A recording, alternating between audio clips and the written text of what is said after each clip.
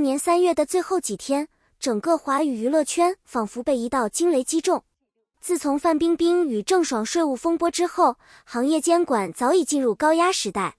然而，谁也没想到，这一次风暴的中心会落在鞠婧祎的身上。一则来自微博的实名举报，将她推上了舆论的风口浪尖。举报人声称，鞠婧祎在个人所得税方面存在严重隐瞒行为，比例高达 88%。这一数字犹如一颗炸弹，引发网友疯狂转发与讨论。更令人震惊的是，这并非空穴来风。2026年3月30日，一份厚重的财务材料被正式递交至上海税务机关。文件内容详尽，数据清晰，看似铁证如山，让无数人开始动摇，这位一向以清纯形象示人的女演员，真的存在如此巨大的问题吗？在举报材料中，最引人关注的是收入数据之间的巨大反差。根据公开资料，鞠婧祎在2024年度的申报收入约为1100万元人民币。然而，举报人却声称，她的真实收入至少在5000万元以上，差距接近4倍。这些所谓隐匿收入，主要来自影视项目与商业代言，其中包括热门作品以及多个高端品牌合作。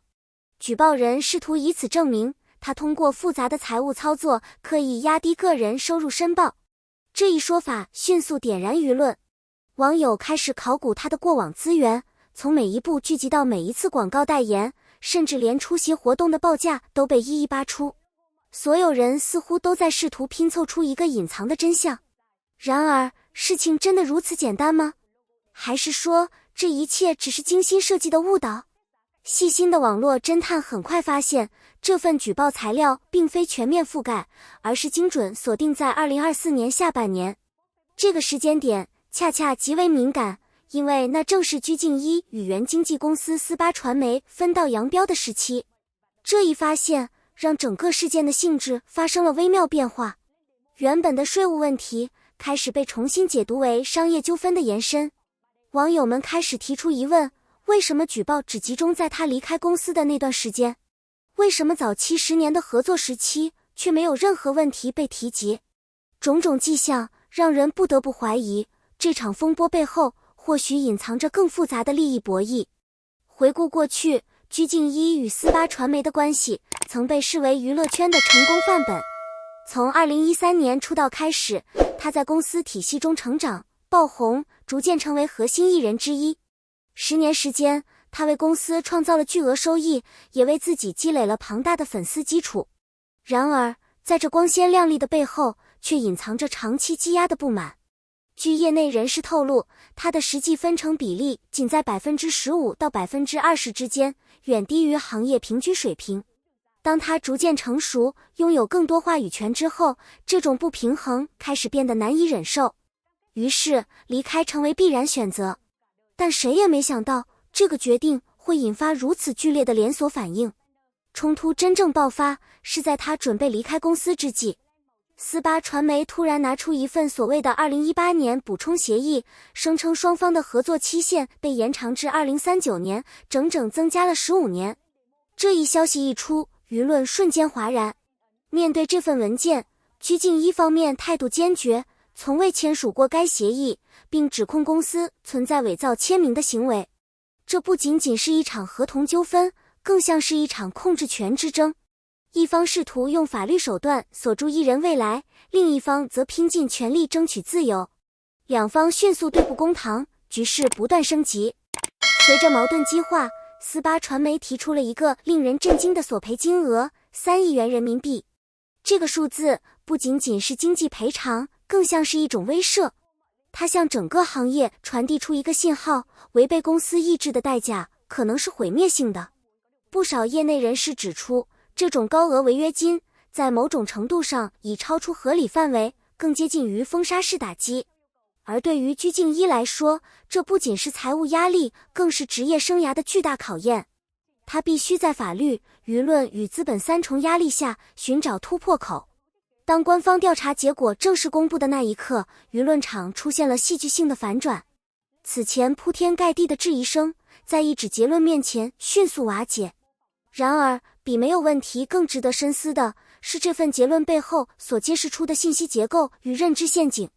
调查组对超过20家合作单位的资金往来进行了逐笔核查，从品牌代言到影视制作，从合同金额到实际分账，每一个环节都被拆解重构。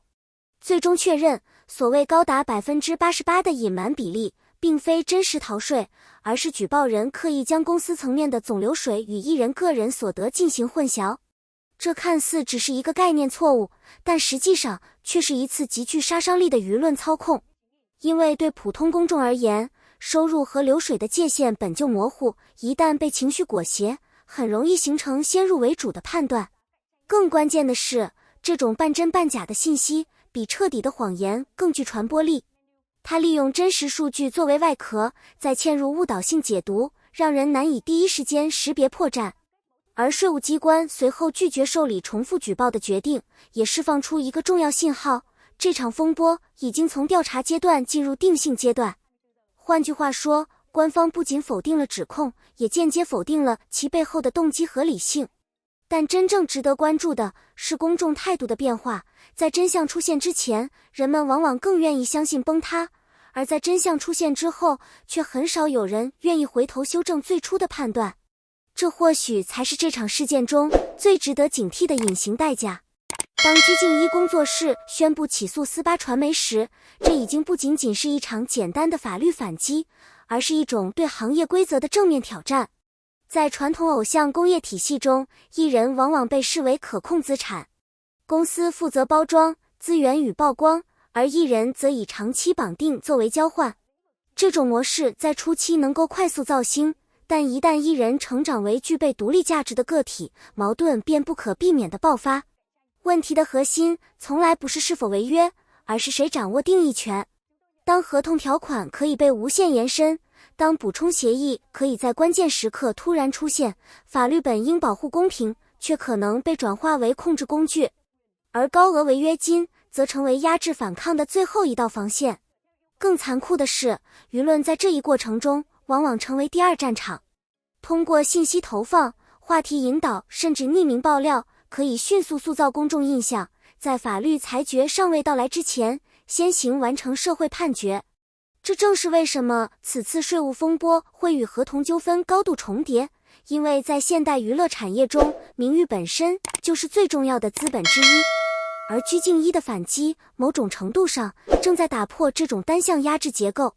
他不仅是在为自己维权，也是在为整个行业提出一个问题：当艺人不再愿意被定义为资源附属品，规则是否也该随之改变？或许这场风暴真正的意义，并不在于谁赢谁输，而在于它是否能成为某种转折的起点。这起事件不只是一个人的风波，更是一面镜子，映照出整个行业的运作逻辑与潜规则。或许我们应该思考，在追逐流量与利益的同时，是否也该给予艺人更多公平与尊重。感谢大家观看本期内容。如果你觉得这期解析对你有帮助，欢迎点赞、分享，并在评论区留下你的看法。别忘了订阅频道，开启通知，不错过更多深度解析。我们下期再见。